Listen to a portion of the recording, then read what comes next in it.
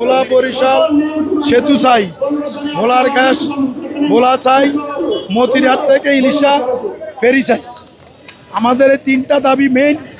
ভোলার উন্নয়ন চাই, এটা আমাদের প্রাণের দাবি।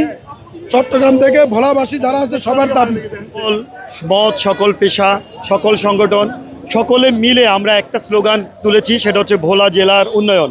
আপনারা জানেন যে বাংলাদেশের সবচাইতে সমৃদ্ধশালী, খাদ্য স্বয়ংসম্পূর্ণ, খনিজ সম্পদে স্বয়ংসম্পূর্ণ জেলা হচ্ছে ভোলা, কিন্তু আমাদের সবচাইতে দুর্ভাগ্য সেটা হচ্ছে আমাদের যাতায়াত ব্যবস্থা।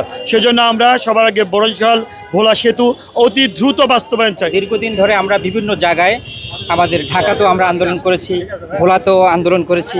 আমাদের এই যৌক্তিক দাবিগুলো, বিশেষ করে ভোলা বরিশাল যে সেতু, এটি এই ভোলাবাসীর জন্য অত্যন্ত গুরুত্বপূর্ণ একটি কাজ, যেটি দরকার একান্তই।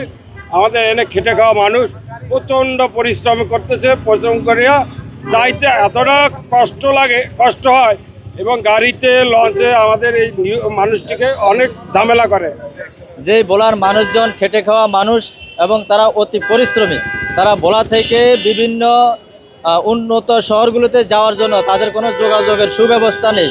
বিশেষ করে চট্টগ্রাম থেকে ভোলা যাওয়া এবং ভোলা থেকে চট্টগ্রামের আসা, যে দুর্গতি মানুষকে পোহাইতে হয়, তাতে মানুষের জীবন যাপন অনেক কষ্ট। তাই আমরা চাই যে মজুসুদ্দির হাট এখন যে ফেরিঘাটটি রয়েছে, এই ফেরিঘাটটি যদি মতিরহাট করা হয়, তাহলে আমাদের প্রায় 1.5 থেকে 2 ঘন্টার সময় বেঁচে যাবে।